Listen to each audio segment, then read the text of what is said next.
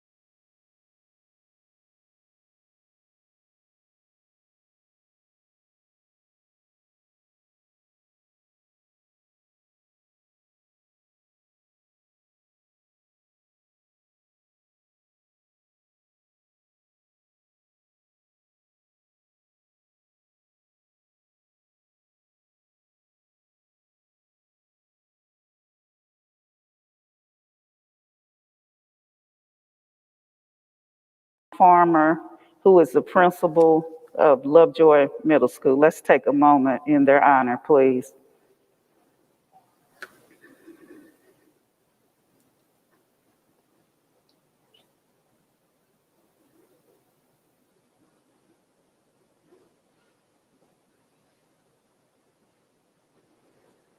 Thank you.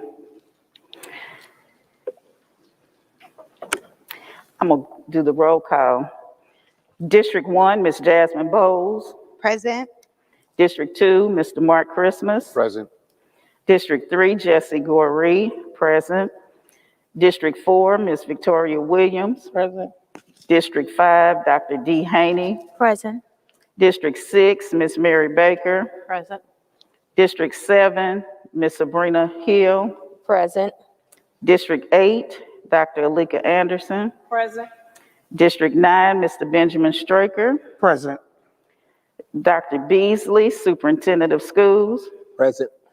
Attorney Clem Doyle. Present. Board Coordinator, Dr. Shantara Rump Carter. Administrative Assistant to Dr. Beasley and the board, Don Blau. And I'd like to thank all of our Clayton County Public School administrative staff who are sitting in the audience and will be joining us later on to do presentations.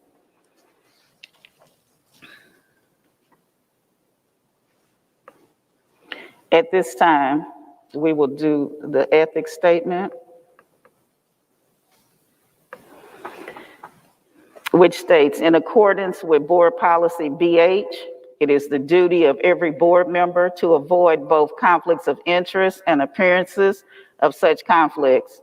Does any board member have any known conflict of interest or appearance of such conflict with respect to any matter scheduled to come before the board at this meeting or appearing on our proposed agenda? If so, please identify the conflict or appearance of conflict and refrain from participating for participation in the matter involved. At this time, I see none. We need to adopt the agenda. Can I get a motion to adopt the agenda? So moved, Madam Chair. Okay, it's been moved by Mr. Christmas and seconded by Dr. Anderson for the adoption of the agenda. I can see everyone, so if you'll raise your hand, all in favor, please raise your hand. Mr. Straker, thank you. It is unanimous. Okay, at this time, we will have board recognitions. I'll turn it over to Dr. Beasley. Thank you, Madam Chair, Vice Chair, members of the board. We just like to share that on Friday, the board was allowed to spend a little time with Commissioner Sonia Singleton Gregory and show our appreciation for all the service and contribution she's made to the school system and to our community. And so we prepared a video to show the community that moment, that experience. And we'd like to say, we know Ms. Gregory is watching, and we'd like to say to her and her family that we appreciate her. We thank her for her service. And as a school community, we are the more better because of all of the contributions she has made. So let's take a moment to review the video, and then I'll pitch it over to you, Madam Chair, in case you all have comments.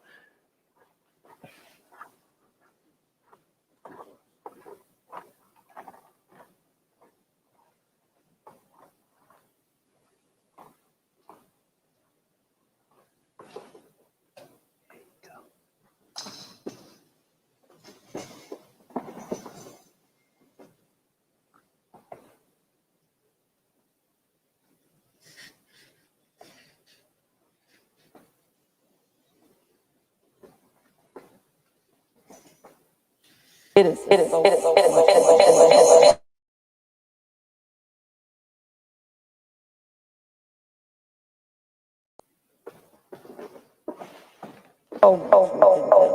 It is.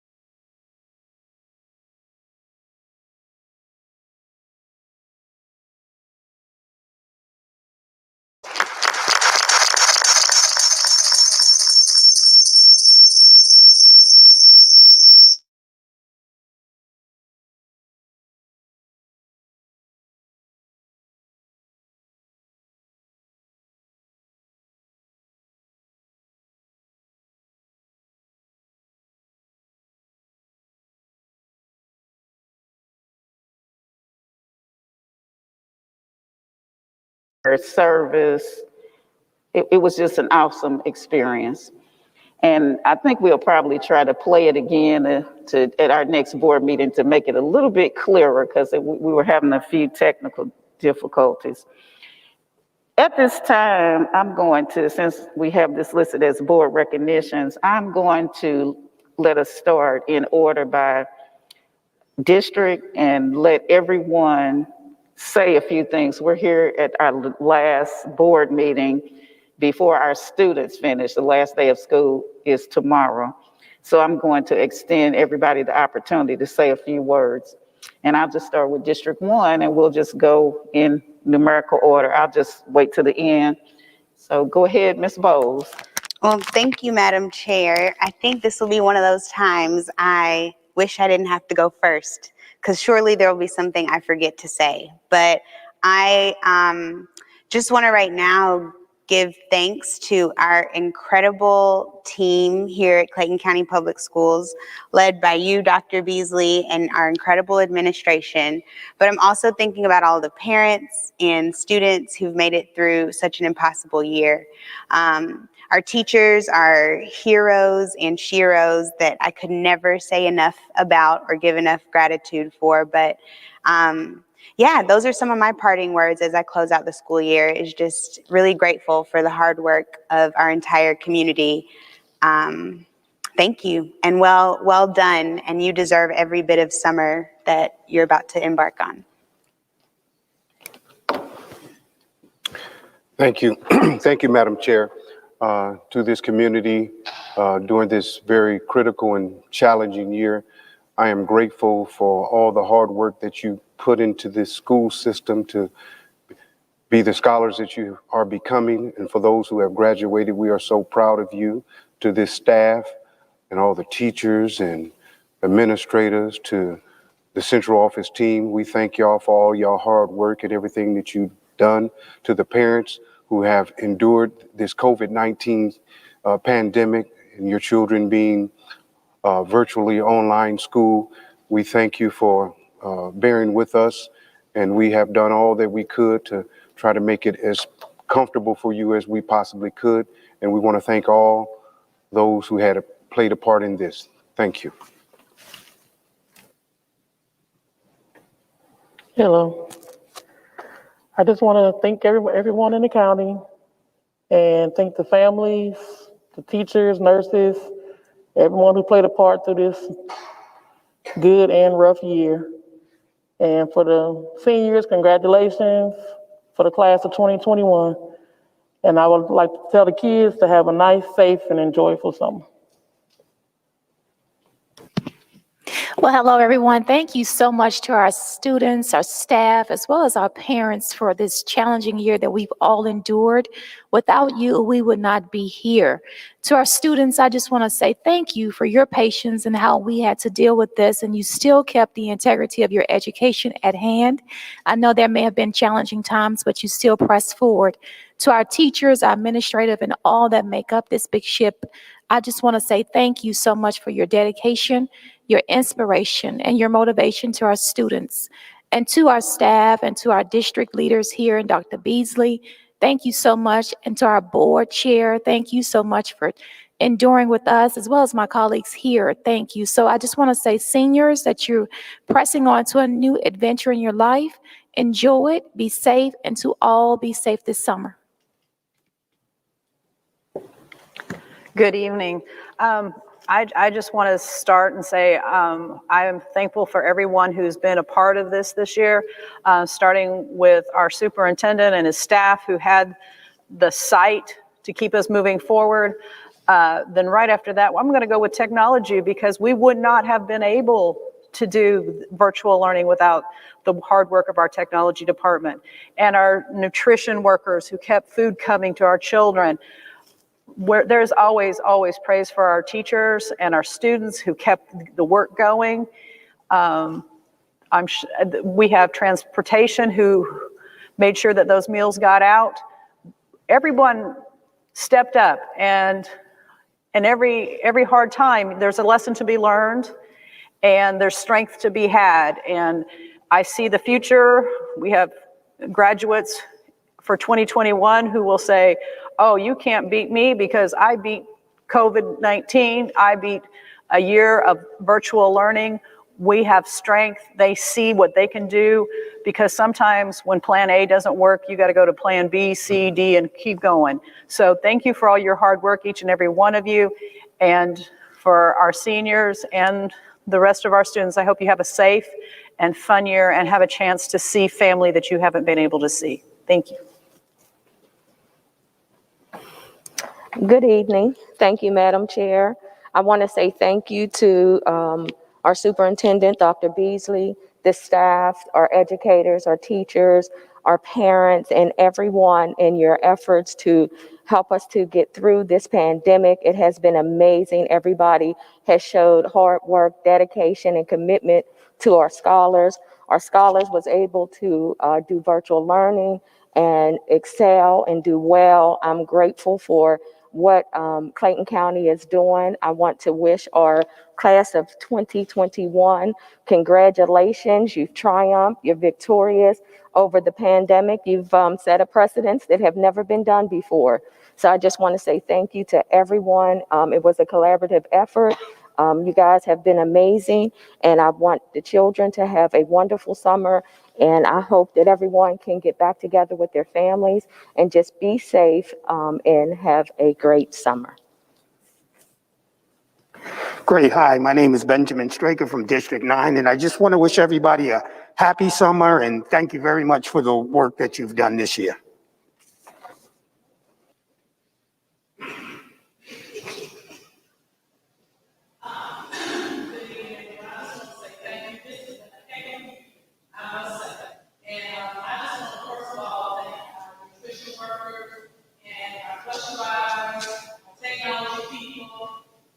Security people, I call you guys, and I teach all our frontline workers, you guys are frontline workers for the school district. Thank you for everything that you have done this year. I know that we've been dealing with a lot of things. Teachers, you've been on Teams, you've been on Zoom, you've been on everything. Seesaw, all types of, all using all types of materials, trying to keep our students engaged. Thank you for giving them the rigors they need. Thank you, cafeteria workers, for feeding our kids, bus drivers for delivering to the neighborhoods. I was out, I was seeing you guys, and I just thank you guys for all you do. Thank you for keeping our schools safe, to keep track of this, that. And thank you to all of our technology people, everything, thank you to everyone who did it. But I just want to call people out because they are the ones who help us keep this whole thing together. You know, and I just want to say to the students, thank you for all your hard work this year. To the graduating seniors of 2021, you rock, and thank you for just being engaged and doing what you do online.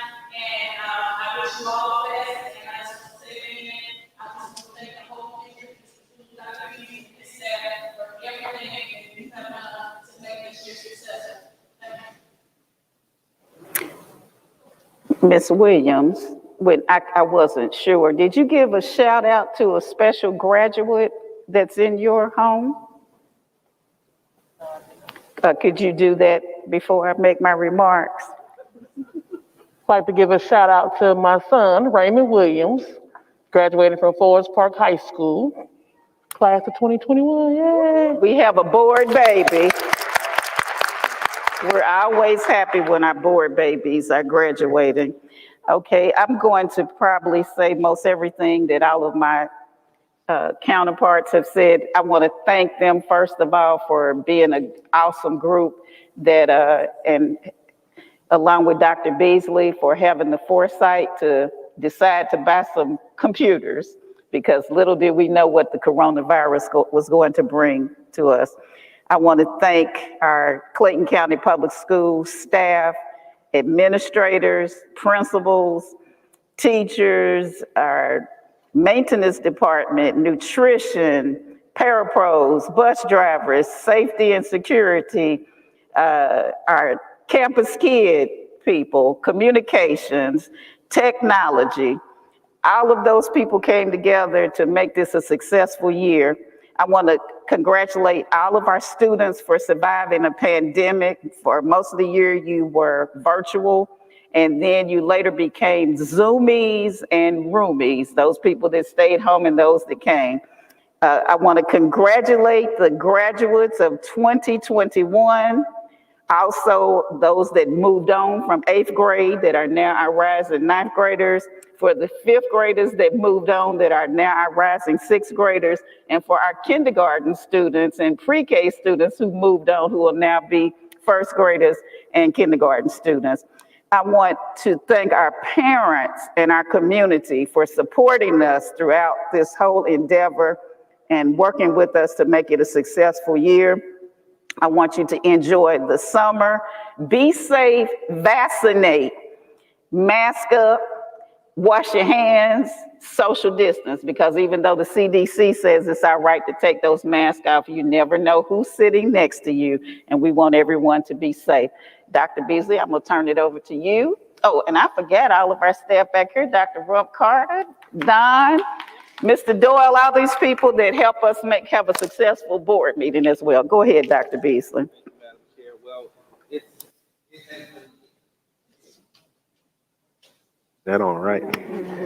It has been a year, and I just want to say to our board, thank you all for your support. I know our decisions that we've had to make this year, they hadn't been very easy decisions to make. But I think, as a governance team, we've tried to make those decisions with our community in mind. To all of our parents and students, they've kind of had to deal with our decisions. But I want to say that our parents and students, they have been, the word I'll use is gracious. They have been very gracious this year as they dealt with our decisions that impacted their lives. Our parents have just did what they had to do, honestly. Many times teaching and children along with the teacher sitting right there at the computer screen. And to our 3,000 plus teachers and principals, counselors and social workers and SROs and psychologists and just everybody who directly impacted the experience students had, whether they were roomies or zoomies or, and so, I thought about it while you were talking, Madam Chair, that this year we had some kids who started public school and they've never been in a schoolhouse. They've never been in a schoolhouse. And so, of course, this has been a very unique, different year, and we are hopeful and expecting to start in a different place in August. But to all of our bus drivers, as Dr. Anderson and others have mentioned, bus drivers and school nutrition workers, the monitors, everybody who was just really on the front lines, they've made a difference. And I'll tell you, as I visited schools and sites and bus stops, I'll tell you, our employees were very positive. They knew that they were placing themselves in harm's way oftentimes throughout this pandemic, but it really didn't matter to them because they were really focused on ensuring that our children were okay. And I think that's what really made the difference this year, just people being selfless. We've lost, as you said, Chair Gorey, we've lost some people this year for various reasons. And our hearts go out to those families and the friends and everyone touched by those losses. But I know that those individuals will want us to continue to go forward, live, and provide the best instructional experience for our children. And that's what we're going to continue to do here in Clayton County Public Schools. So again, it's been a great year, a rough year, a challenging year. When I say great, I'll have to define that one day in a book that we'll all write, that we may need to all write together. But I want you all to know we're victorious. We've made it through this year and through this challenge that the world has experienced. And we're a better community because of it. And we should all rejoice and have joy in knowing that we are better because of this challenge that we've gone through. We're a stronger community and a stronger school system. Thank you. Ms. Corey, can I say Yes, go ahead. The summer. Yeah, well, I'll get some ones from you, but I just want to also thank, before we close out, we had Dr. Beasley and his staff and some of our schools provided feeding sites for a lot of our students, and a lot of people came over who really didn't have food in their house. They really, it was just a blessing within the community, especially for a lot of the seniors in the community and things of that nature. And I would go to Huey a lot with Dr. Dixon and Mr. Taylor, and they were just phenomenal. So I just want to make sure that we recognize all of our schools that were feeding sites for the community, and just, thank Dr. Beasley and his staff for doing that, because that was just a blessing for the whole Clayton County community. Thank you. And Dr. Anderson, that was the Atlanta Community Food Bank that we should acknowledge, along with so many other organizations that volunteered, that's made donations right here in our community. And we should be thankful that in our community throughout this pandemic, while there has been a loss of jobs, a loss of incomes, et cetera, that our children, our families here in Clayton County, they were able to get what they needed, even if it meant that it was provided through the school system, but even through the county. All the partnerships that we've had have, I think, fundamentally impacted in a positive way this community. So it's, again, a trying year, but you see what you're made of in trying times, and this community has made us some good stuff. And so thank you for acknowledging that. Had to make sure my mic is on. And look, I was looking at my notes, and I know people are looking. I can't remember, but I'm just going to go say my last thing. Teachers, thank you all. Tomorrow's the last day of school. And I'm not in the classroom, but I'm just going to say thank you, Jesus, that we made it through here, because I checked out a long time ago. Thank you all so much. You all have a great last day of school on tomorrow. Okay, board, at this time, we have done our recognitions, and we need to go into executive session. Can I get a motion to go into executive session? So moved, Madam Chair. Second. Okay, it's been moved by Mr. Christmas and seconded by Ms. Bowles that we go into executive session. If you'll just raise your hand, and it's unanimous, we'll go into executive session and try to come out as soon as possible. Oh, wait a minute. I'm sorry. We need to redo that motion. Because I said we're going into, we need to state why we're going into executive session. I see our attorney looking over at me. Let's make that motion, Mr. Christmas, to go into executive session for a personnel matter. And I'm going to say land acquisition. So moved. Okay. And Second. seconded. That's the reason for executive session. So we'll raise our hand back up. And it is unanimous, Mr. Straker? Okay, thank you.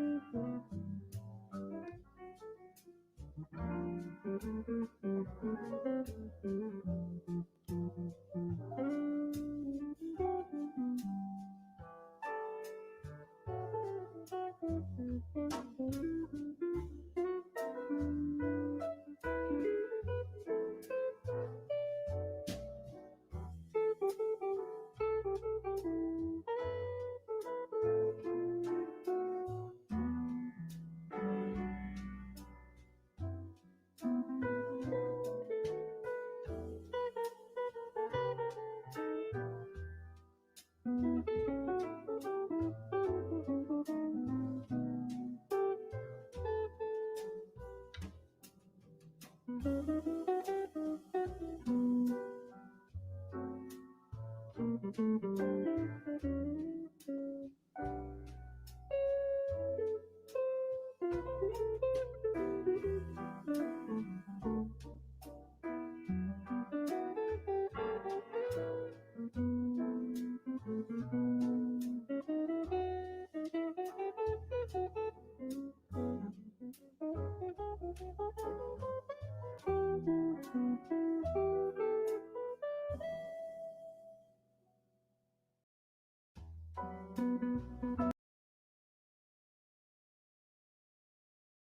now,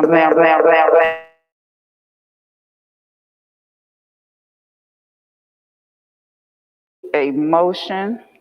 We have actually three for the easement as discussed. So motion number one, can I get a motion for, So moved, Madam Chair. okay? Second.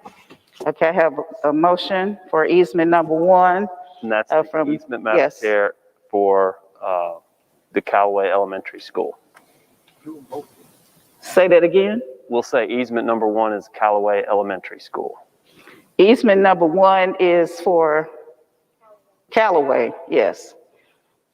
That's the motion from Mr. Christmas and Dr. Haney. It's been moved and properly second. Let me see by a show of hands, please. All right, all in favor, are you in favor, Mr. Straker? Okay, so it's unanimous. All right, we have a second one. This motion will number be, two. we need a motion for the easement at Jonesboro High School. So moved. Second. It's been moved by Ms. Baker and seconded by Mr. Christmas. You can show your vote by raising of hands. Dr. Anderson? Okay, and it is unanimous. All right. I need a motion for, well, let me see, I should turn it over to you, Dr. Beasley, Thank you, Madam Chair, Vice Chair, for the personnel recommendation. members of the board. We have one personnel recommendation. We'd like to recommend for the position of Assistant Principal at Callaway Elementary School, Kenneth Williams. So moved. Dr. Haney? So moved, Madam Chair, that we accept the nominated name. Okay. Second. It's been moved by Dr. Haney and Mr. Christmas that we accept the superintendent's recommendation of Mr. Kenneth Williams for the assistant principal at Callaway Elementary School. Can I get a show of hands? All right, it is unanimous. And we have a tribunal hearing. That is Tribunal 2020-2021-03. Can I get a Madam Chair. motion? Madam Chair, I move that we accept the tribunal hearing recommendation. Okay, I second it. it's been moved and seconded by moved by Ms. Baker and seconded by Dr. Anderson that we accept the tribunal's recommendation for 2020-2021-03. All in favor, please raise your hand. And it is unanimous. I think I got everything. Yes, ma'am. Okay. Thank you all so much. At this time, we will move to the updates to the board. I'll turn it over to you, Dr. Beasley. Thank you, Madam Chair, members of the board. We have a few updates today. Dr. Simpson and the team will come and share those updates.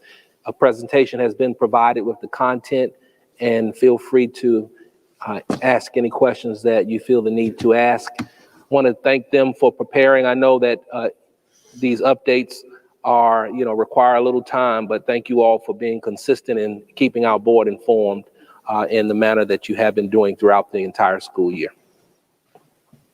Thank you, Dr. Beasley. Good evening, Madam Chair, Madam Vice Chair, members of the board, community at large.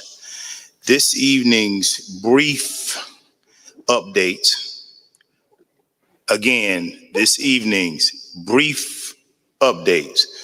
will provide the board as well as our community at large with a school-based virtual learning program, testing for Georgia Milestones Assessment and advanced placements, summer school opportunities, and graduation schedules. To move this along even faster, they will not formally introduce themselves as the board, as they will come in this order, with Dr. Keith Colbert, Ms. Jacqueline Johnson, Ms. Trina Reeves, and Dr. Anthony Smith. Thank you.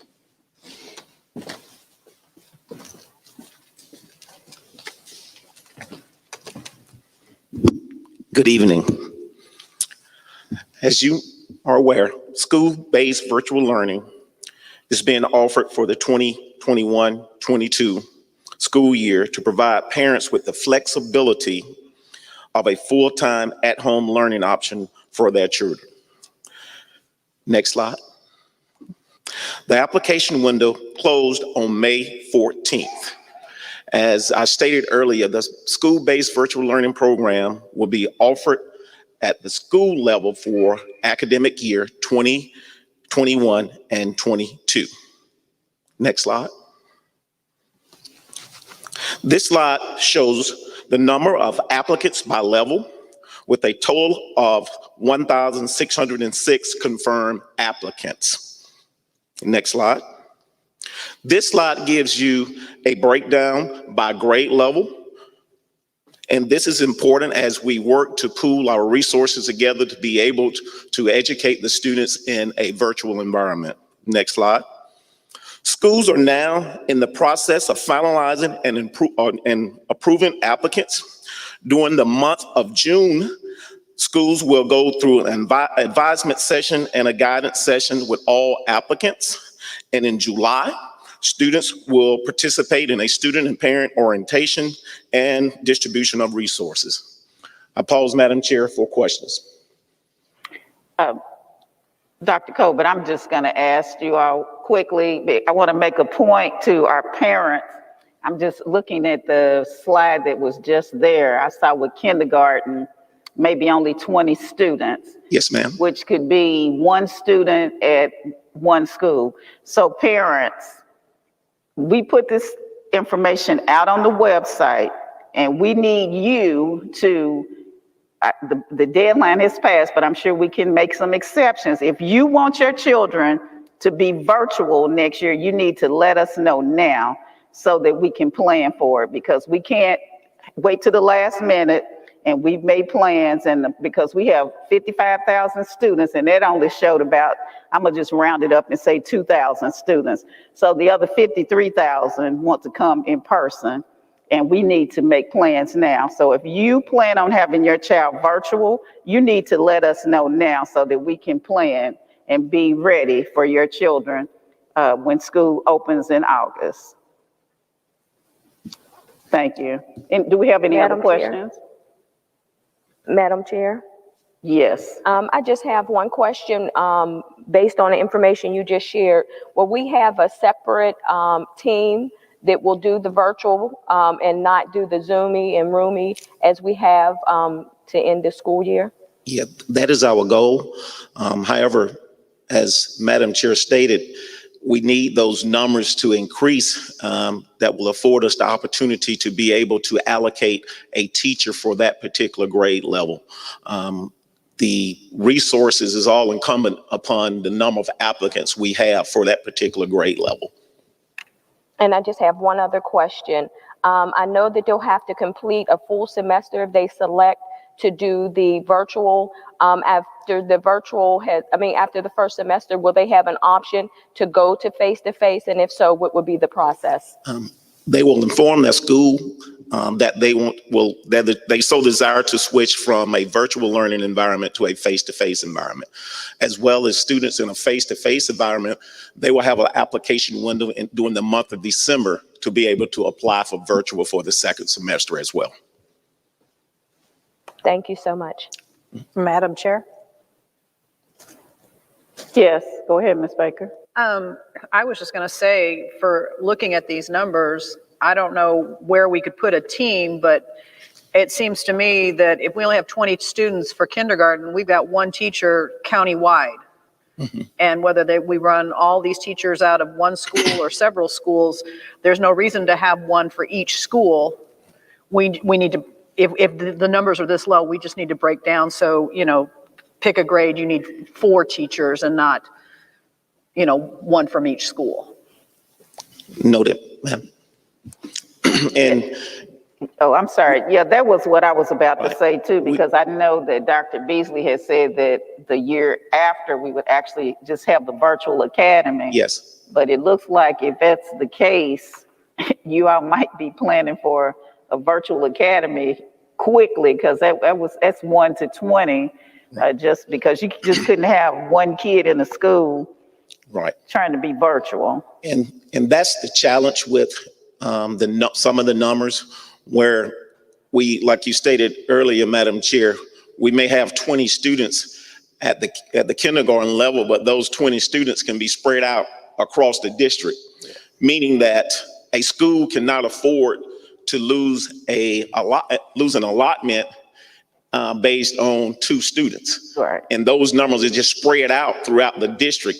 The perfect situation is if one school has 20 plus students in that particular grade, and then that school could allocate that teacher. But those are the challenges that we're going through now as we try to look at the best way and the most effective way to continue this virtual learning experience for those interested students and families. Thank you. Thank you.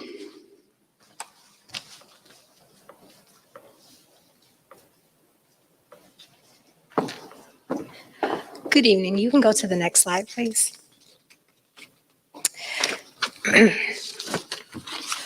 What is on your screen right now are the dates for which we had the GMAS testing by grade level. You all received this information back in April. You can go to the next slide. One of the things that I'll point out in the next few slides for the data is that you'll see that we had quite low test participation, which we did anticipate given the pandemic.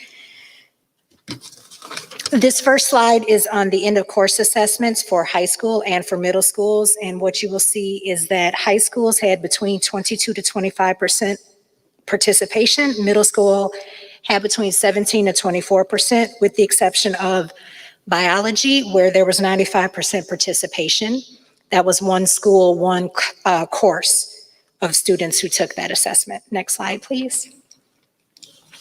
This is the end of grade assessments for elementary school. The participation was between 25 to 29% of the students who participated. Next slide. And the last group of data you'll see are the end of grade assessments for middle school, where we had between 12 to 19% of our students who participated. We're happy to know that we are not going to be held accountable for the 95% test participation as we usually are, because there will not be CCRPI scores this year. So, are there any questions?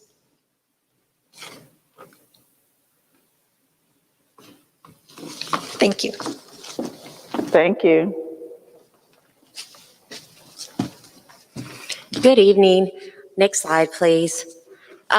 Just to give you an overview of the advanced placement exams that are going on right now, College Board provided us 3 administration windows. The first one, which we just have already had, that was a paper pencil only. Then the next 2 administrations, we're in one of them right now, are digital at home or digital at school, or they can be paper pencil. All courses can be done digitally except for AP World Languages and Music Theory. We worked with our schools to make sure that all students had transportation to be able to take those courses, those exams. Also, students can easily move to a digital exam, and they can keep, if they don't take it right now, they can change it to the next administration. We just have to stay in contact with the people in our schools. If you'll go to the next slide. This just shows you what our projected numbers were compared to right now paper pencil.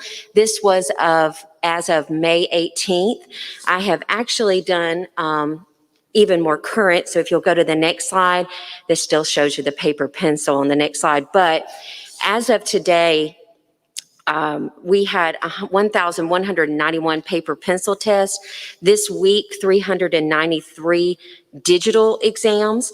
That right now means we're at a total of 1,584 exams that were given. Last year, we gave 2,244, so we're about in the right ballpark. So students still have till June 7th to take AP exams. So, any questions? I have a question.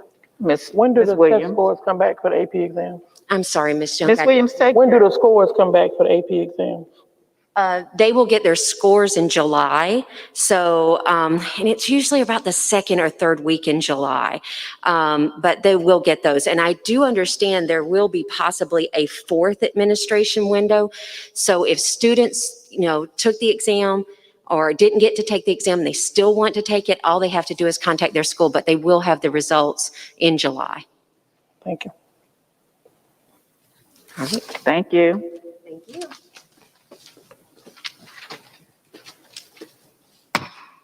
Good evening. Next slide. So CCPS is offering 5 programs this summer for our Clayton County students. We will kick off next week with the summer STEM camps. We have over 1,400 students that will participate in 17 programs over an 8-day period of time. Programs are offered face-to-face and virtual. Next, we will have Kinder Camp, which is for our rising kindergarten students. We have 4 locations hosting 67 students for that 10-day program. We had over 1,400 students register for the Summer Enrichment Academy that will begin on June 15th. There are 8 face-to-face locations and 2 virtual locations. We were able to split those into pure face-to-face schools and virtual schools. Our academic focus for that program is reading, writing, and mathematics.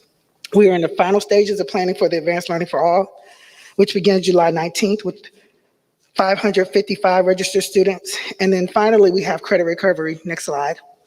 The credit recovery program begins on June 2nd. It's only available to high school students, but registration is open now. Students who are interested in participating need to contact their school counselor. Next slide.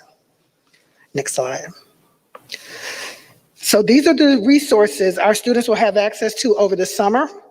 The Clayton Reads information is located on the district website, and we would like to see all of our students read at least 20 books over the summer.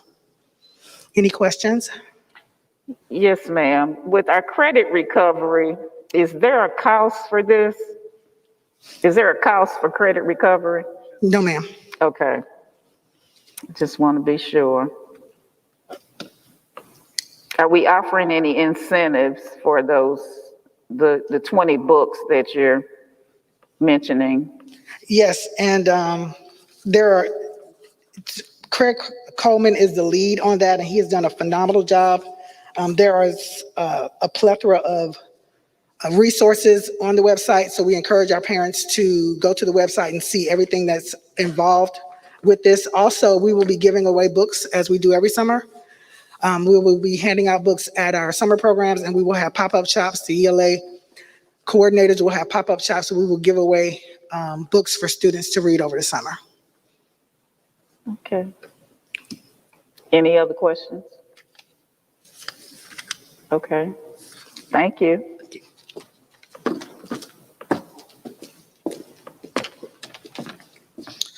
Good evening.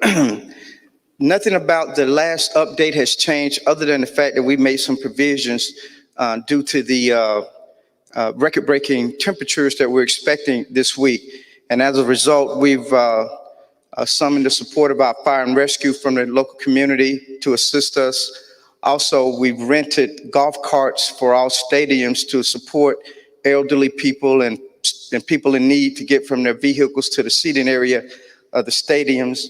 And also, we're providing water free of charge for all of our guests. And although we're not anticipating any rain, there is no relief from the sun. And as a result of that, we're going to relax our umbrella policy and also provide a small contingency of umbrellas on site in the event that visitors need to purchase something to keep them out of the sun as a result of these high temperatures. I stand ready to answer any questions or concerns you might have at this time. I would just like to say to the audience, parents, and well, first let's address the young ladies that are a part of the graduation class. We know you love to wear those heels, but I hope that principals have told you all to wear flat, closed-toed shoes. So please wear flats because we don't want to see anybody having any falls walking on the turf. I know you all want to be cute, but you're going to be hot and we want you to be safe. So we want the young ladies to make sure that you have flats on, and also our staff as well. Please wear flat shoes, closed shoes. And pretty much we just want everybody to enjoy our graduation. And that's pretty much it. Just make sure you're hydrated because I did attend outside graduation and I did come away pretty tanned and drained. Are there any questions? I think that's it. Thank you. Thank you. Madam Chair, that concludes our. Well, Dr. Simpson told the truth. He said it was going to be brief, and it was brief. Thank you all so much. Okay, we are now on the proposed agenda from the superintendent and chair, and I will turn it over to you again. Okay. Dr. Beasley. Yes, ma'am. We'll start with our business services reports. Ms. Emma Benton.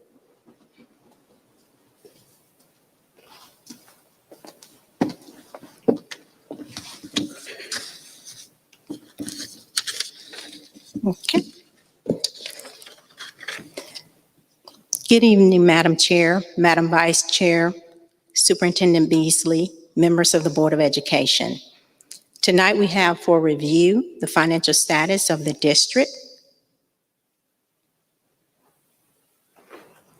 Current year-to-date revenue is $394 million, and our expenditures are $313 million. The district's general fund balance as of April the 30th, 2021 is $179 million. I can answer any questions regarding the financial report at this time.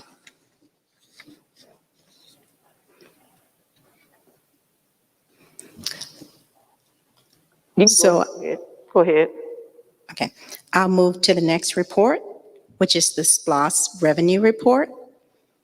And I can answer any questions at this time regarding the revenue report.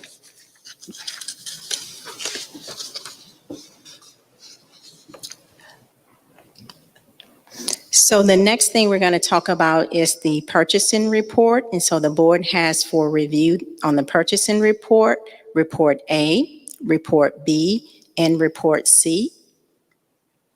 Report A and B is for the board's information only. Report C is the contract report, and I can answer any questions that you have at this time. Madam Chair. Yes, Ms. Baker. I was just going to mention on B1, the Ms. last Baker, item.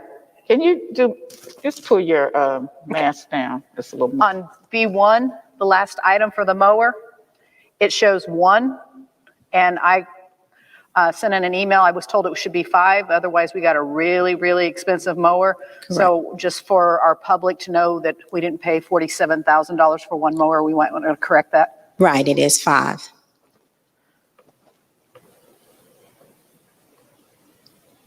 Any additional comments and or questions? So now we'll move directly to the FY 2022 recommended budget. Next slide, please. The consolidated budget for school year 2022 is proposed to be $767.7 million. The general operation fund makes up about 65% of that, which is $502 million. Special revenue is approximately $22 million. This is $165.8 million proposed for the special revenue. And just as a reminder, the special revenue funds, those are funds that are earmarked. They're for grants as well as federal sources. The next fund is our enterprise fund, which includes school nutrition and athletics. It makes up about 6% of the total consolidated budget, and it is $45 million. Capital outlay, which is for our capital projects. It's about 55 million, and this is composed of about 7% of the total consolidated budget. So currently, can you go back a slide, please? Currently, the board is looking at the total revenue, and this is for the general fund. And so I just want to highlight very quickly, of course, the board has already approved the tentative budget, but since the tentative budget, which was approved on May the 3rd, there's a slight change here, and you can see that there's a decrease in our revenue. It's documented in all of the documentation that the Board of Education has received, and so that's $4 million. And so for local revenue, we went from 154 million to 150 million. The approved tentative budget was 496.5 million, and you can see with the adjustment in the revenue for local property taxes, it's about 492 million. So the next slide. The expenditures that are recommended includes an increase. And so I just want to just pause just a little bit right here. So we can see on this slide that 496.3 million, that is the approved tentative budget. And you can see those increases there, which is about 6 million. Those are the additional proposed changes since the tentative budget. And those changes include 2.1 million in additional cost of living adjustment for our lower paid employees, including an increase in our daily substitute teachers' pay rate. And the board received a chart with all of those changes listed on it. The final recommended budget also includes an increase in positions, personnel for school resource officers, nurses, healthcare technician, reading specialists, mental health, as well as community and school. In addition to that, we had just a slight increase in board operations. Can we go to the next slide, please? And so just for the board's review, this is the tentative budget in total. So on this particular slide, you can see the revenue as well as the expenses, and you can clearly see a walk from the approved tentative budget to the 2022 recommended budget. And I've already highlighted those changes. The next slide, please. So I just want to highlight again, and I know that we talked about this several weeks ago, the budget was developed with specific goals and priorities in mind. First, the superintendent wanted to ensure that there is continued focus on a healthy fund balance. I believe that the board has received a lot of documentation on a cash flow analysis as well as a 5-year projection, so that the board is aware of decisions that we make today, how it impacts this organization 1 year, 3 year, and 5 years from now. So in addition to that, not only were we thinking about the fund balance, but also we wanted to make sure that all employees received a raise that included a step increase as well as a cost of living increase. Additionally, we wanted to continue the focus on making sure that we created a competitive compensation program for our employees. And so you'll see throughout this budget that there's continued focus on that piece. The recommended additional increase to the FY 2022 budget totals $40 million from last year's budget. So there's a $40 million increase there. This increase will be offset by 34 million of the CARES, and then the rest is coming from the fund balance, as outlined in some of the documentation that the board has received. The next slide, please. And so here we can see some of the things that we've already talked about with the Board of Education, some of the incentives program that have been, that was approved actually in the tentative budget, and that's still, of course, in the recommended budget, the professional learning incentive, the career ladder incentives, the longevity incentives, the years of service incentives, the $1,000 contribution for retirement for our PSERS employees, as well as an equity adjustment for the teacher scale, and of course, the equalization of pay to make sure that all employees receive their 225 hourly pay rate. We believe that this recommended budget meets the overall objectives and goals of the district. The superintendent will continue to recommend and focus on a healthy fund balance, as well as ensuring that we have a competitive total compensation package. Next slide. Next slide. I can answer any question that the board may have at this time regarding the recommended budget.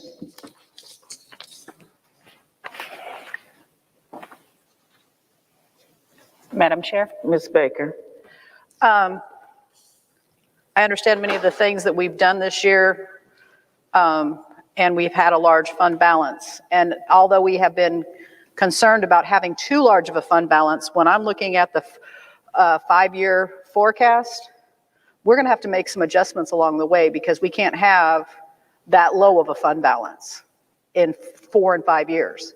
It doesn't make sense, and it's irresponsible. So although I understand what we're doing now, we're still going to have to make adjustments along the way, because as much as we know we have CARES money now, we're not going to have it later.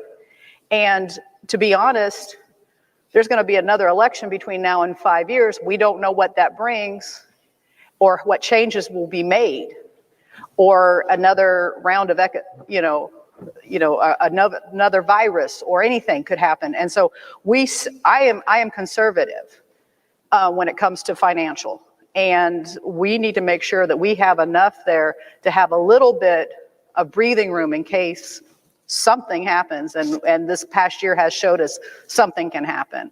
And I like I said, I don't see a long-term bailout. So like I said, as much as I understand the budget for this year, we still need to keep that in mind as we move forward. Correct. Good comments. I definitely agree, which is part of the reason why I provided the Board of Education with a cash flow analysis throughout the end of this year. But in addition to that, a 5-year outlook. It is a tool that I've used over my 25-year career, and I think it's a great tool. I just want to make sure that this board has the information that's needed to make good, solid decisions. Of course, the board has a policy in place where, we've said ourselves within our policies that we don't want our fund balance to fall below 7.5%. And you can see, and this is just based on the decisions that we are making today, that it will certainly fall below 7.5%. So you're right, we will have to make some decisions.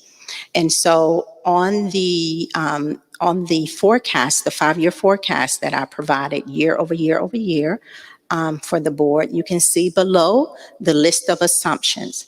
I am financially conservative, is who I am.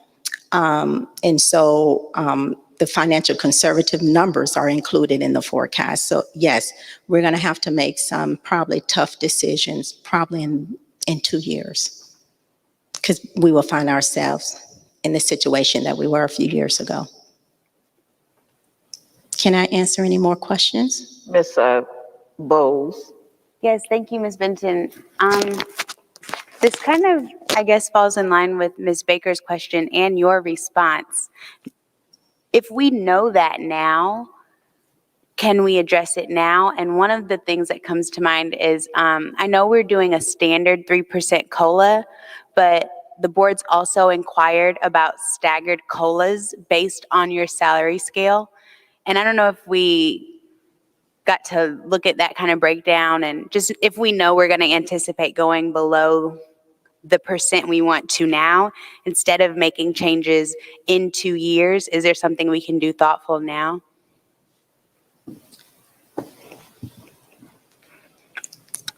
A good question, Ms. Bowles. We can make different decisions now, but I think that what's been presented is, I believe that it's solid. So I think what we need to do now is either figure out how we're going to be able to sustain this, because clearly we can see that we won't be able to unless some things change. I mean, again, the assumptions are conservative. And so if we don't make some of the adjustments that we've highlighted in this recommended budget, we have to balance that with the 20 28% fund balance. We Yes, just have to ma'am. make sure that the expenses that we're building into the budget are one-time expenditures versus recurring expenditures. And so we in Clayton County, we have an issue because 90% of all of our expenses are recurring expenses. Yes, I hear you, and I think it could behoove us to do exactly what you said, which is maybe make some different decisions now. And I don't see too much wiggle room because, like you said, I really believe in and support our budget and where we're headed. One of the places, I bet I could, sit down and try to think through other things, but one of the places that I see an obvious opportunity is the COLA adjustment not being standardized, but being based on what we've talked about in the past, which is making sure that our lowest compensated employees receive the highest COLA, and the opposite for our highest compensated employees. That automatically seems to save us some dollars. And that's just one observation really quickly. So I'm thinking through the other piece, which is you talked about a $40 million increase and how $34 million is offset by CARES. And to your point, that's a one-time thing. But if we're increasing 40 million, is that annual or, same sustainability questions you just raised. So that was my one quick question, but perhaps we can make some other decisions this year to do like you said, and maybe not run into this issue later. Mm-hmm. So if you look on the 5-year cash flow, you can clearly see most of the things that we have a choice to make. And so if you look, there's scenario 1 and there's scenario 2, and you can clearly see if we pull some of the incentives out, we have a little wiggle room there. And so those are the options that's been presented. That's one way to manage it. I would like to, when I was speaking to Dr. Beasley today, in the past, we have had like more than one budget option to approve by the board. Now, I know that the people at the top, you all might not want to hear this, but to Ms. Bowles' point, and I had suggested this, can you all, since this is still tentative, can you all send the board a budget if we took out a percent, or at least 1.5% for the people at the top, and send us some numbers back for like next week, because we won't vote on this until June, and I really think that probably we may end up having like a call board meeting because it might be some other questions, and we'll just do it by Zoom instead of coming in here. But if we could look at it like that, because look, I know that everybody wants the 3%, but the people at the top, it's a big difference between, I just put Dr. Beasley on blast. Don't do that, Ms. Gore. I'm sorry, but we look at Dr. Beasley's salary versus a parapro salary that's in the school. Now, that 3% for that person is not that, but that's gonna jack him up a whole lot. So can you all look at maybe, and even, to the point of like, maybe the people at the top say, we're looking at the fund balance. Can we look at maybe doing, 1.5% for us as opposed to the 3%? We can provide that calculation, but I want to highlight for the board, just so that, everyone is aware. Yeah, we can provide that calculation, Ms. Goree, but if you look on the budget documents, that's about 10.2 million for the 3%, and that's for all employees. Mm-hmm. And so I'm thinking, so when you say highest paid employees, who are we talking about? All the people that are probably sitting in the central office, the superintendent, the cabinet, all those people that I know don't want to hear it, but I would at least just like to see the numbers. Because because I think you said it's about 10 million for everybody, it may not even make a significant difference, right. but we would just like to see it if at all possible.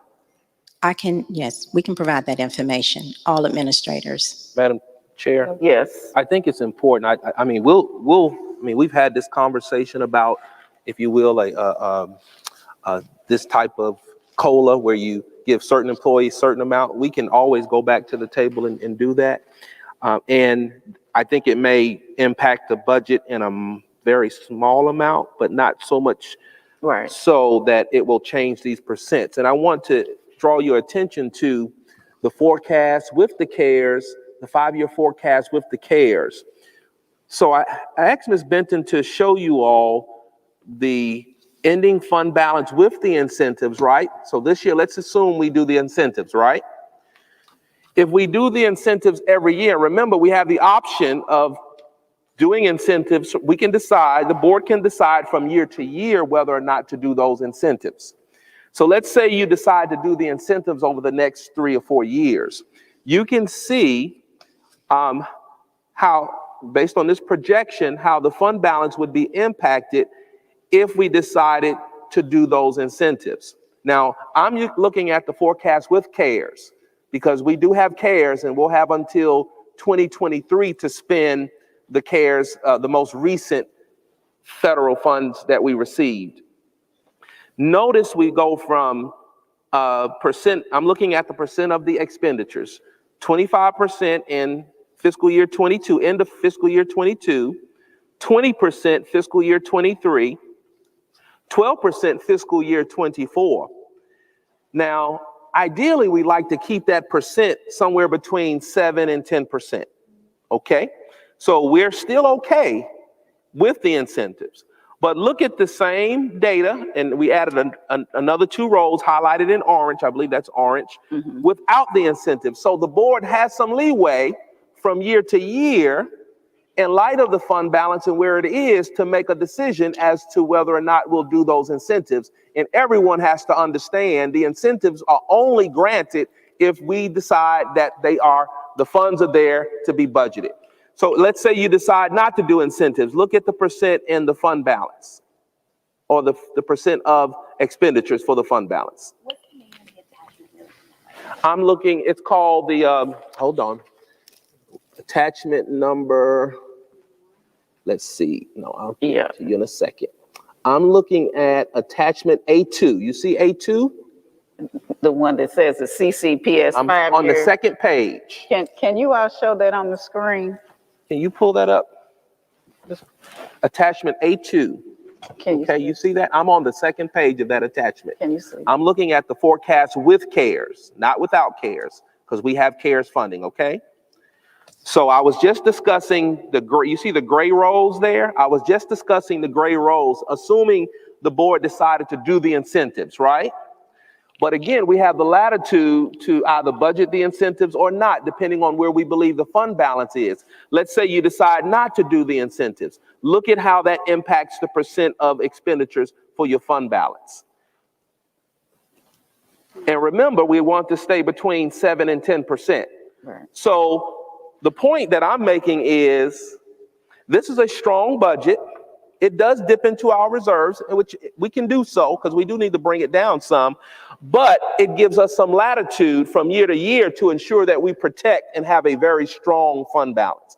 That means as a governing team, we just need to sit down from year to year and make that decision. Is this the year that we have incentives, or is this the year we don't do incentives? Right. Based upon where we are with this percent. And remember, just keep 7 to 10% in your mind. You want to stay within that range for the percent of expenditures. Does that make sense, everybody? It does, Okay. and I appreciate that was helpful. And I also, to you, Ms. Benton, your entire team, as well as you, Dr. Beasley, I don't want us to confuse my questions with not having a strong budget or solid or some of that. I think a lot of this is really exciting, innovative, important. We're doing raises, making sure people have COLAs. We're moving in the right direction. But I think we can all agree that, questions, maybe line items, reductions up here, down there, like that's part of the budget process. And so that's my 2 cents on this issue, is if we know we're going to anticipate cuts and we can do something about it now, what can we do to be more fiscally responsible because 3% across the board, while it may not be a large increase, it's also easy. It's harder to say, let's take these pay scales and invest more or wiggle here and wiggle there. Those are tougher decisions, and I understand that. So I just think that's just part of some of the stuff we can consider, and I know nothing's off the table. So I really appreciate y'all taking some time with me on that. Ms. Williams. Okay, my question is, Ms. Williams. can you hear me? Can you take the? Oh, okay. So my question is, on some of the salary increases for like the nurse and the SROs, why do they have to have additional days in order to get an increase? I didn't know. Because it doesn't sound like an increase if they have additional days.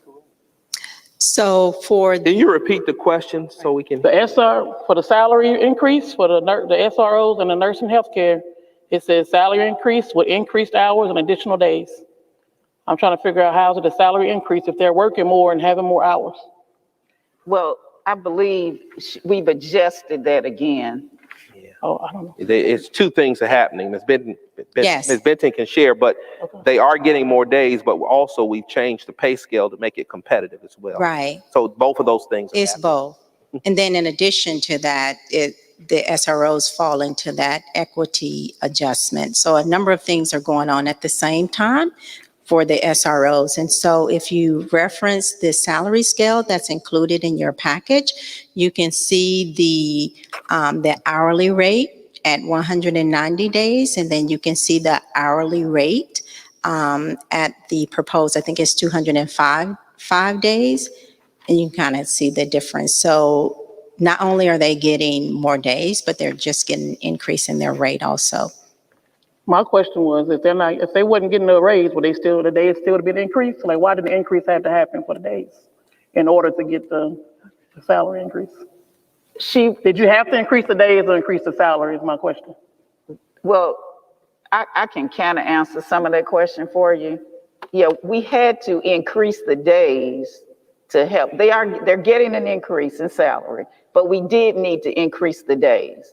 So they're actually getting almost going up. Their starting salaries now is going up to about 41,000.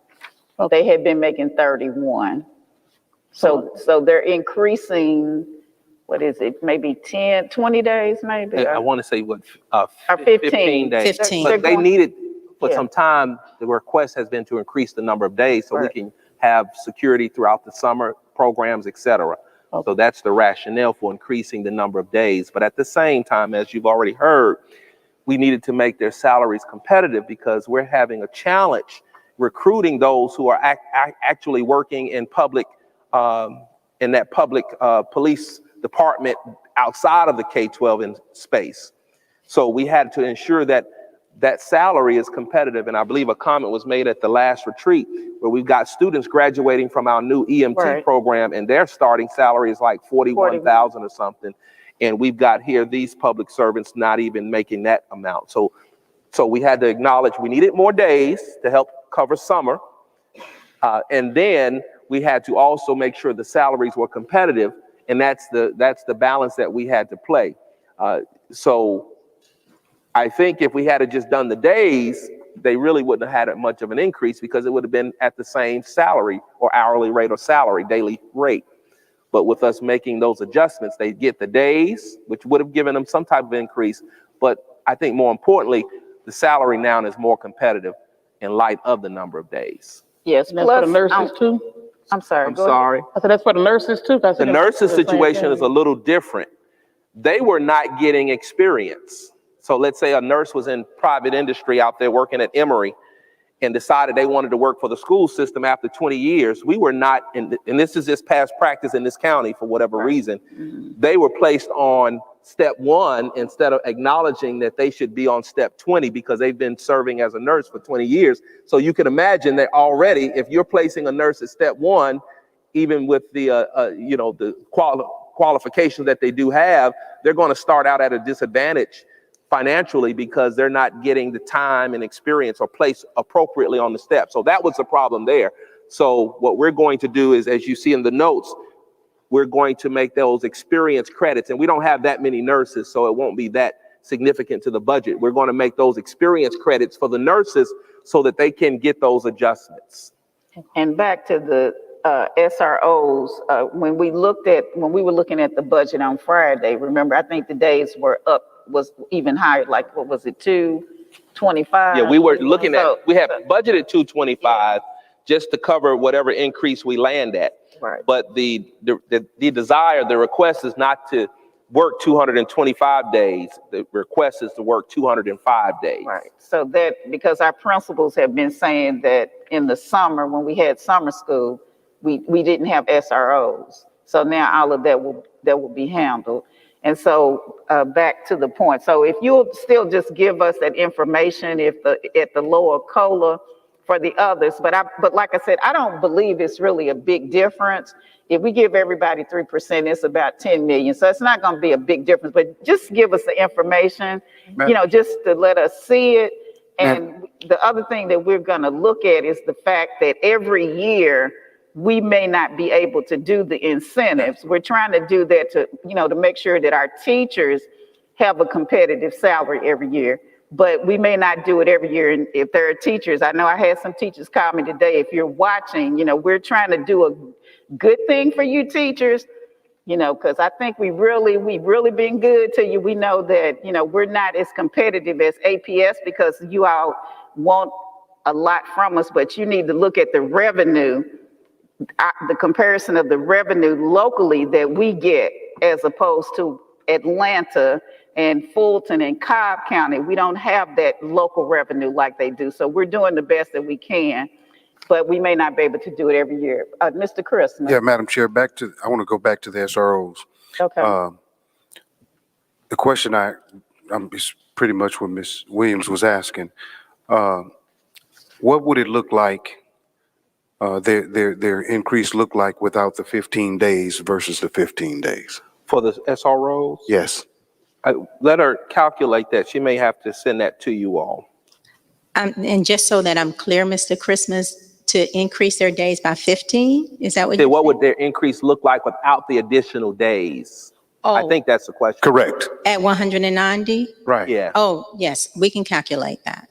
And then that will give us how much they really got to raise.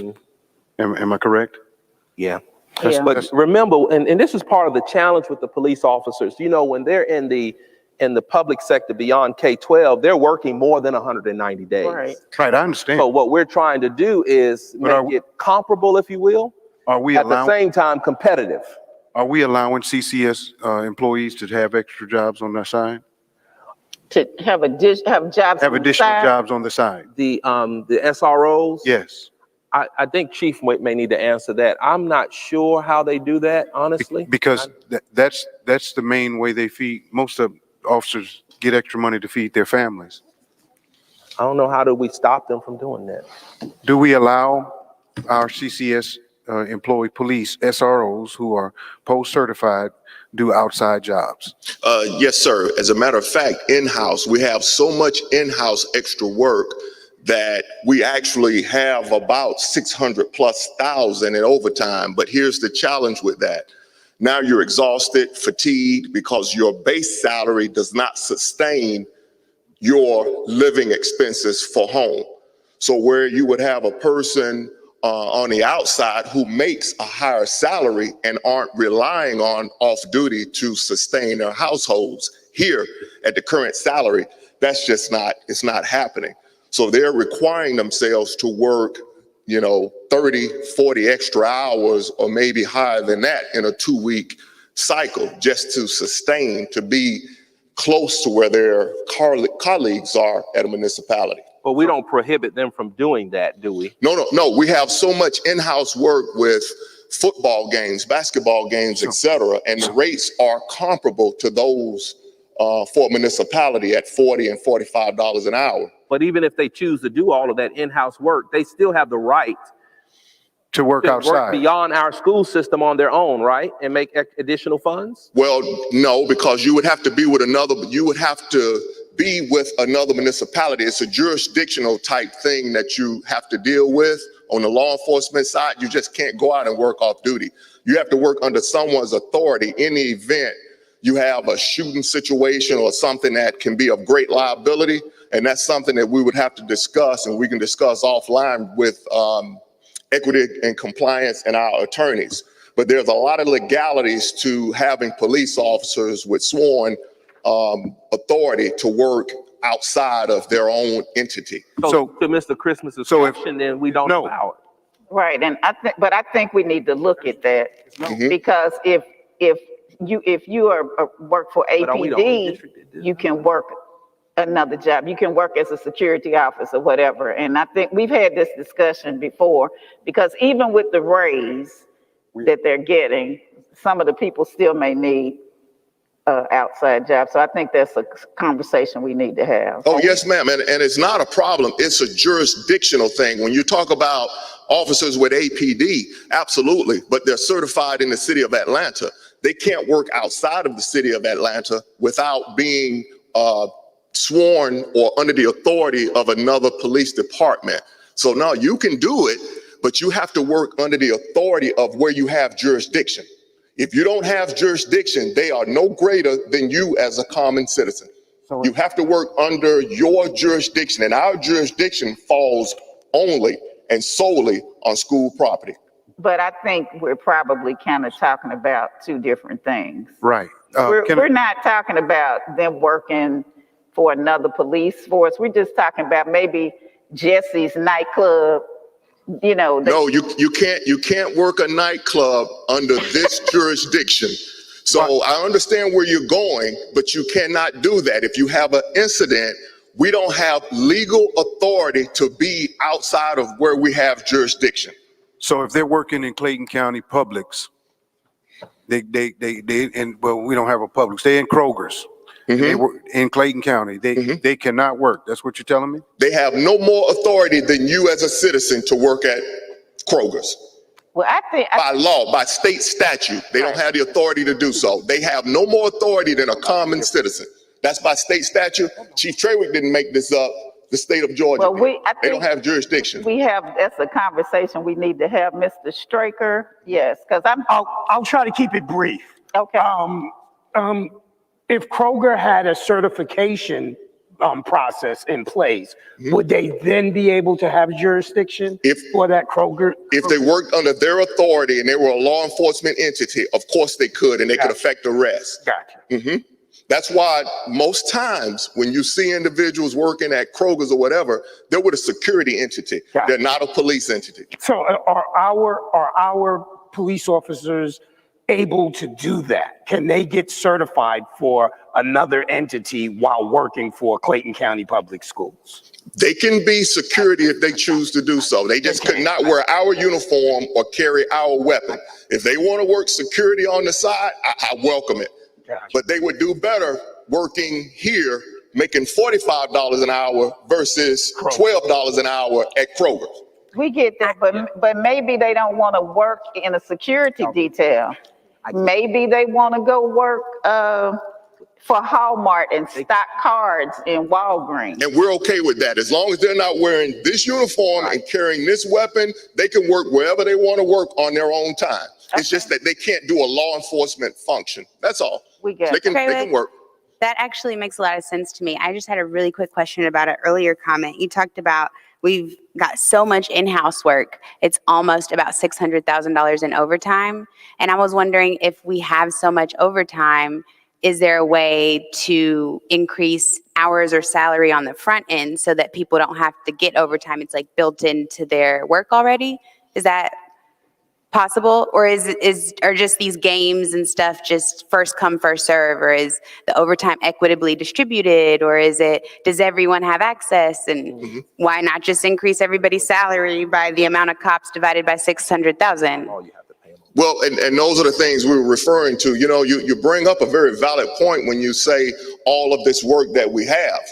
Well, you have to understand, we don't have an evening shift. We don't have anything like that. So if we had an evening shift that was fully staffed like a municipal police department, then you wouldn't incur that.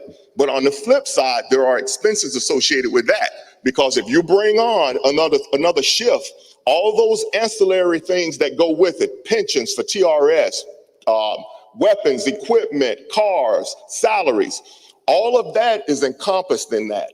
So a less expensive process would be to have the off-duty because it doesn't cost as much. because we still have to provide security for football, basketball games, even over at the swim, the aquatic center. Right. You know, we still have to provide those supports. So it's a less costly process to do that than to try to hire up and hire 20 more officers with that overarching expense, if that makes sense. Right. I think too that another thing that we also need to do, Dr. Beasley, is there are some other things like that we need to look at as far as safety and security are concerned. Like you mentioned the night shift. And I think that that's the conversation that, you know, working on the raise. We're trying to do these things in steps. I think that's another conversation that you all might need to look at as far as how shifts are, because I know in looking at Atlanta public schools, police force and some of the other police forces for the schools, they do have more than just the, you know, the school time shift, but that's, you know, something to work on in the future. I think if we make our salaries competitive, do that first. Yes. Then you'll be in a position to maybe create some night positions and fill those positions. Right. That's the key. You want to fill them. Right now, let's say you created them at the current salary, you may have all these vacancies. Can't fill them.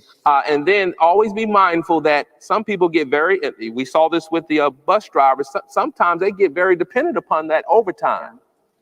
And when you take away that overtime, that creates another set of challenges, if you will. So we need to be very mindful of that. Some people enjoy making, working that overtime. But I think to Mr. Christmas's question, it sounds like the answer is, yes, they may work outside of Clayton County Public Schools, but they've got to be under someone's jurisdiction That's who's correct. authorized them to basically carry a weapon and That's serve in a security capacity, and they can't wear our CCPS uniform. That's correct, sir. That's what I heard. Okay. That's correct. Okay. Thank you. Thank you. Okay. Thank you very much. Everybody clear? Okay. All right, Ms. Benton. And I would say, board members, for everybody to please go back and review, look at this. There are a lot of charts in here. There's a lot of information, and we're talking about looking at the fund balance, and so we can see that going forward that there are some things that we might not be able to do. We're looking good now, and we're trying to do what we can do presently, but next year and the year after, that will be something different. Because Corey, may I say this? Yes. And that's why we were very careful when we proposed a tentative budget and now in the final budget to give us, the board, some latitude to make decisions from year to year. Because if you continue, like once you add a COLA, that you got to keep doing that every year. Right. But the incentives give us a little more latitude to decide from year to year, depending on our fiscal situation. So I just want you all, as you look at your documents and the information, just be mindful of that. We want to be we want to minimize those recurring expenditures, and we want to have more latitude as a governing team to make some decisions from year to year. And everybody has to understand that. Those getting the incentives and those who are getting other things, they've got to understand that decisions will have to be made from year to year. And if something is given this year as an incentive, it may not be given next year because the financial situation, as in our various households, could change. All right. And everyone, again, has to understand that. Madam Gordon, can I say something? Yes. Madam Chair, I just think, and this is my opinion, across the board, from our bus drivers, everybody, we need to get their salaries up. Now, I'm gonna tell y'all, I've been riding by Dunkin' Donuts. They're paying $15 an hour. And now I'm about to go work at Dunkin' Donuts for that. That's a great salary. So we've got to level the playing field for everyone, from our SROs to our cafeteria workers, and we're just gonna have to set the standard. We need to pay these, our people work hard, and some of the salaries that they make, you can't live off of that. I know I couldn't live off of that, and they do make it. But the point is, we need to look at leveling the playing field, upping some of these salaries.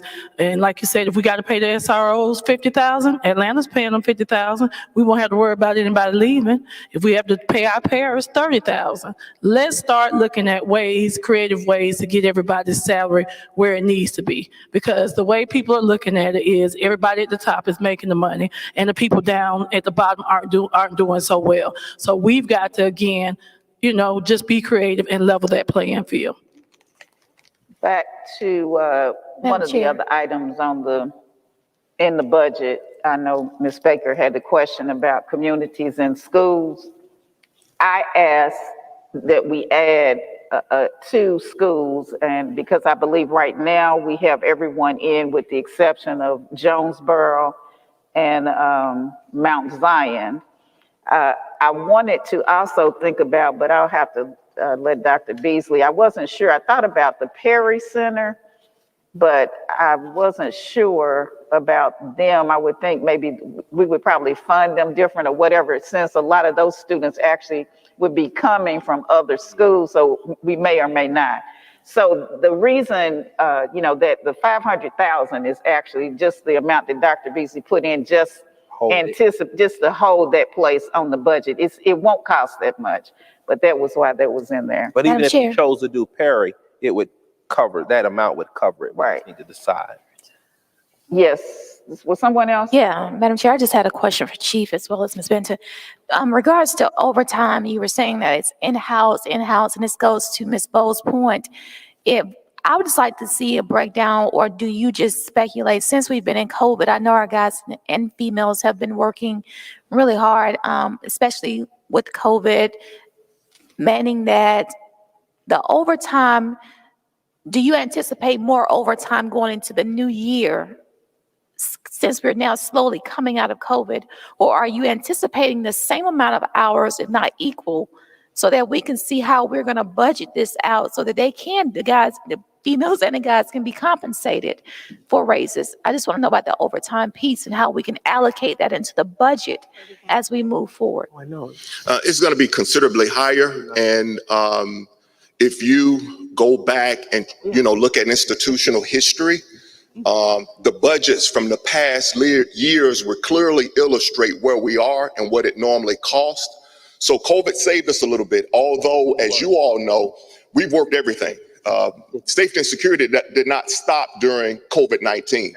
We worked every day, all day throughout COVID-19. But that's pale in comparison to what's going to happen when we go back fully face to face.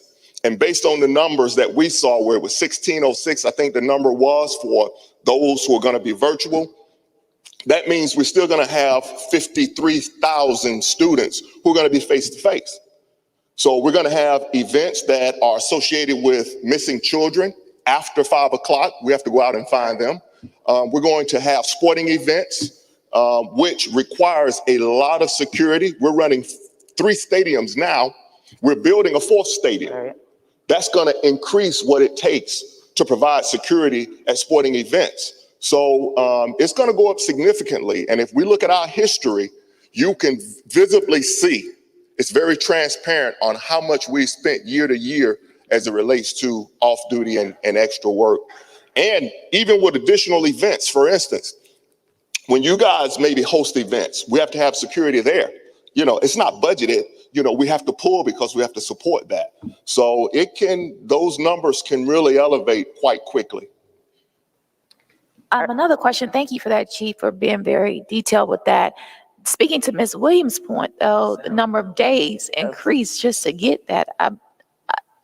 That's what I'm trying to wrap my head around. Why should we have to increase the days for our crews? So they got both? Okay, all right. That's it. You were asking why did we have to increase the days? Yeah, just based on what was presented. Because what Ms. Williams' point as why should we increase the number of days for them to get compensated? When you're saying there it's going to incur more time when we go back into some type of normalcy. So I was just trying to see what the balance was with that. But since it was already answered, I'll just get with Mary and we'll discuss that. But thank you. Yes, ma'am. Thank you all. Lori? Are we good? Any more questions? Yeah, do we have any other questions? So I want to make sure we're clear. Go ahead. We want to send to you some other COLA options. Okay. Yes. I think I'm sure we're fine as we are, but we just want to see it anyway. And then the SROs, you wanted to see how much their increase was without the additional days. I just want to make sure we're okay.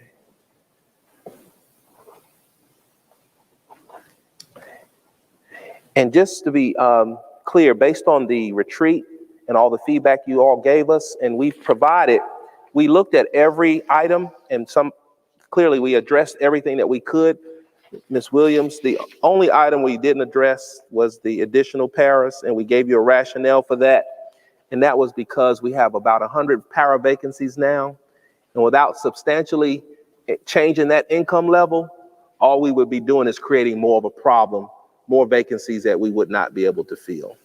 So I think at some point in the future, if we can get even our para salaries competitive, that may help if we would like to provide additional paras at the early learning level, kindergarten, first or second grade level.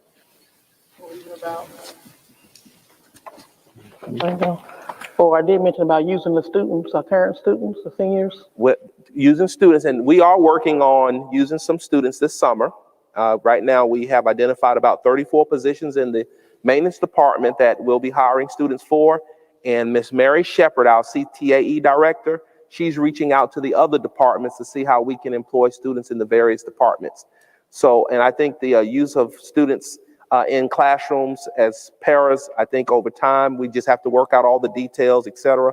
I think that's a great idea. Yeah, we probably can't call them paras, though. No, I wouldn't. No, you couldn't call them paras. Because the other Like student aides or yeah, something the like paras, they have to have a degree they at least have to have an associate's degree under the federal guidelines. So that becomes a problem because we did hire paras before to reduce the class size in our 4th and 5th grade.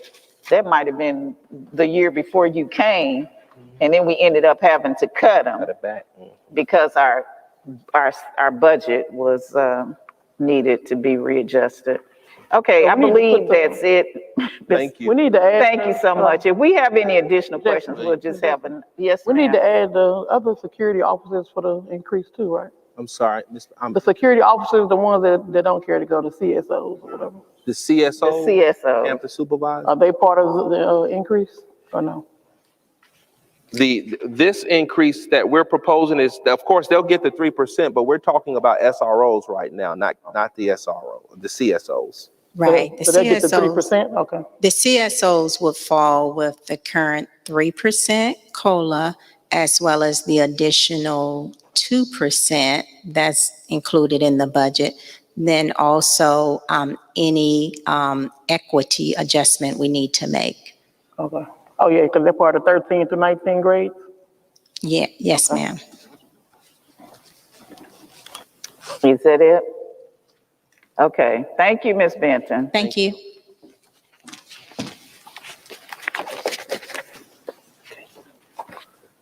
Go ahead, Mr. Okay, look, I'm ready to go home. I know, yeah, me too. That's all I need to hear. Go ahead, Ronnie Mr. is Ron- next. No questions. Good evening, Madam Chair, Madam Vice Chair, members of the board, Superintendent Dr. Beasley. You have 2 items for your consideration. The first being the resolution requesting Georgia DOE assistance with the local facility plan. The second is the SPLOST construction update for the month of May. 3 payments were made, totaling approximately $8 million. There were no change orders executed. Are there any questions? Are there any questions? Ms. Baker? When do we have opening day for Jonesboro? I need to cut a ribbon or take a picture or something. We will be ready by school start. So we will work with the communications team and your staff to schedule a date. We can't hear the question because it's an echo in here. What was the The question? question was, will we be having a ribbon cutting ceremony for Jonesboro High School? And the answer is yes, we will schedule it for sometime in July. Okay. We're also going to have a ribbon cutting for Michelle Obama, but we're also right now trying to work on whether or not we can get the former First Lady to come for the ribbon cutting ceremony. That's what we're trying. All right, We're thank you working all. on. Thank you, Ronnie. So, I know he sent out information asking you all about your schedule, but we want to make it very clear that if she says she can come, you're going to need to work around her schedule because we need her to come, and I hope she will bring Mr. Obama with her as well. Madam Chair, I have a question for Ms. Ronick. Ms. Ronick, will there be I know you said the ribbon cutting, so I guess, I know some parents have reached out, they want to do like a little walkthrough or open house or anything of that nature. Will that take place at Jonesboro? How does that work? Because I have some parents that have their ninth graders and they're curious about it because they're anxious to get into the schools, the students are. And they were just saying, Ms. D, can we walk through before? I mean, how does that work? Because this is my first year trying to get Yeah, my I'm head hearing an around. echo. So I think the question was, will we have a walkthrough with the students and parents? Yes. And the answer is yes. We will work with Ms. Brown to schedule that prior to the start of school. I think that's it. Thank you, Ronnie. All right, thank you all. Next, we'll have Dr. Wilson with our HR report.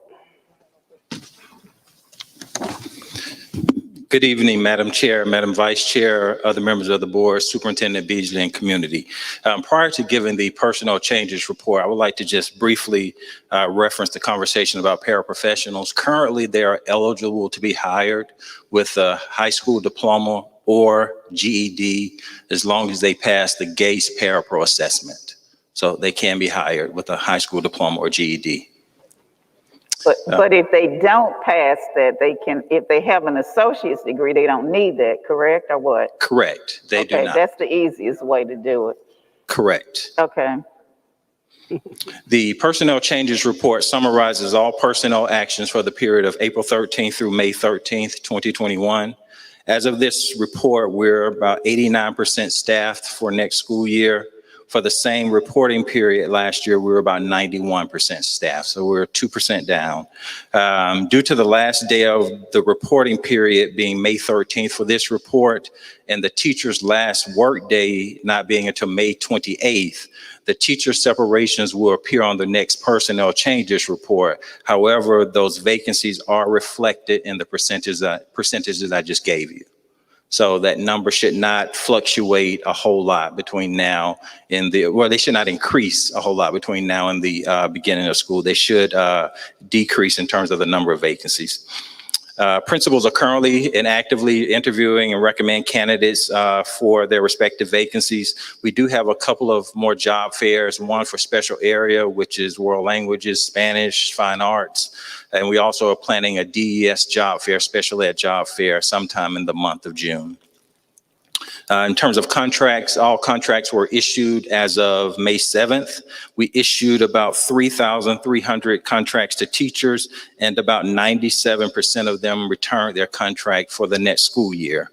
With 97% of them returning them, they do have until June 15th to be released from their contract in the event they do have other opportunities they wish to pursue. So we are hopeful that that number will not fluctuate a lot between now and June 15th. Additionally, we're still continuing with the Grow With Us initiative. As of today, we have 9 individuals who were not education majors who we've worked with and have been recommended for hire for the upcoming school year. And then lastly, I'd like to give an update on the retention task force. The perception survey started on May 3rd. It will conclude on May 28th. When the results are concluded, they will be shared with the Board of Education at the next meeting. And as a part of that, those results, schools and department heads will be charged with developing a retention plan, site-based retention plan for local schools and departments. And in that plan, they'll have to use results from the mid-year survey, end of year survey to address any concerns that may have come out of the results. Schools and departments will also conduct state interviews to determine what's working from a positive note that we can improve upon to retain more of our employees. Schools and departments will also have to include local onboarding and practices in terms of how do they acclimate their new staff to their schools, and departments, which significantly helps with retention. And then finally, a component of that plan will be staff recognition throughout the year. That concludes the personnel changes report, and I'll be happy to answer any questions you may have. I don't see any. I want to commend you all for the great retirement activity that you all had last week. It was. Yes, it was a team led by Valerie Henderson, so thank you all so much. Ms. Henderson, great job, and team, okay? I believe that's it. That concludes our part. Thank you, Madam All Chair. right. The next item on the agenda is Policy Series G. This is the first read. Do we have any, well, if you all have looked at it, basically there's nothing there for us to do. Okay, thank you.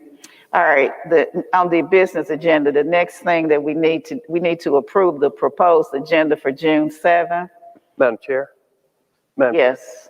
For the proposed agenda on item 8B1, the SPLOST construction update, you have the DOE facility plan embedded in that item. I'd recommend that you split that item as a separate item so that there'd just be two items instead of one.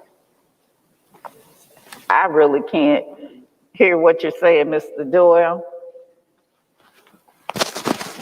The agenda item on the proposed agenda 8B1. You could go to the Yeah, go to that mic, because I can't hear you either. It's the echo. Yes, thank you, Madam Chair. Okay. I would recommend that the SPLOST construction update, which is item 8B1, be split into two items. The DOE facility plan resolution is under that item, and it's really a separate matter. And so I just recommend that those be split. Okay, so we can, you hear that recommendation? We'll have, so does everybody understand? We're separating under the SPLOST construction update. So we'll just put two items under there. No, that's for next on the 7th. Other than that, is there anything else? Okay, thank you. All right, I need a motion to approve for the approval of the proposed agenda for June 7th. So move, Madam Chair. I second it. Second. Now, I'm not sure who the first person, was it? Ben. Oh, thank you, Mr. Straker. It could be anybody you want. It's been moved and seconded, moved by Mr. Straker. And second by me. The second was Ms. Williams. Okay, so please show your vote. All right, looks like we have a unanimous vote. Dr. Anderson had to leave.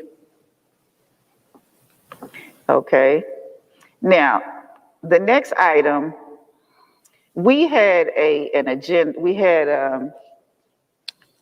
We need to approve the amended March 1st board meeting minutes. On March the 1st, we voted for a TAN. And I made certain that when we voted for the TAN, that we understood that it was a part of the consent agenda. So we're amending it because tonight I think that we've already voted on the TAN, but we do need to have a resolution to execute the TAN. So I need a motion for us to approve the amended March 1st board meeting minutes, although I technically don't see why we need to amend them, but we'll amend them. So moved. Thank you, Ms. Baker. It's been moved by Ms. Baker and seconded by Mr. Christmas to approve the amended board meeting minutes from March 1st. Please vote. My hand is up. 1, 2, 3, 4, 5. Okay. In favor. Are you opposed? Or yes. Okay, so Ms. Bowles is abstaining. So we have 7 in favor, 1 abstention. Thank you. All right.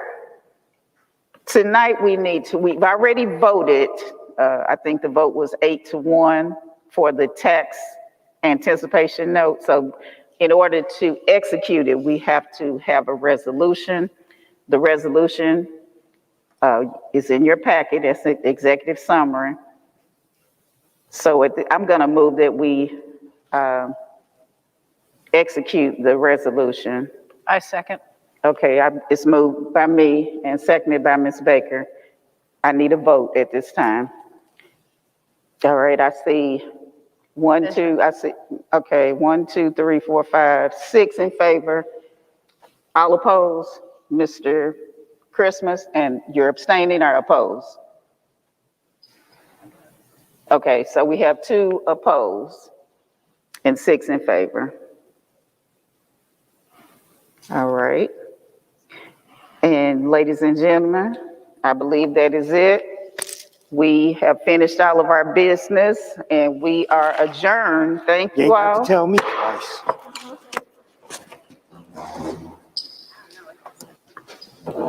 So much we can do.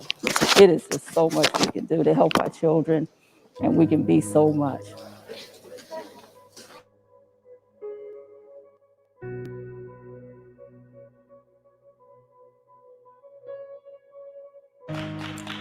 We got that opportunity to be that great, Clayton. We really do. We just have that opportunity, and I just think we need to work harder, and we can do it. So thank you, Ms. Gregory, and we want to present this to you.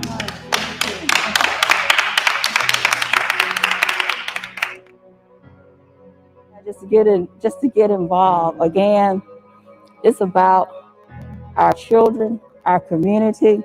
I have always said, I mean, my daughter started in Clayton County Public Schools at East Clayton Elementary as a kindergartner. And I have always said that we got that opportunity to be that great Clayton. We really do.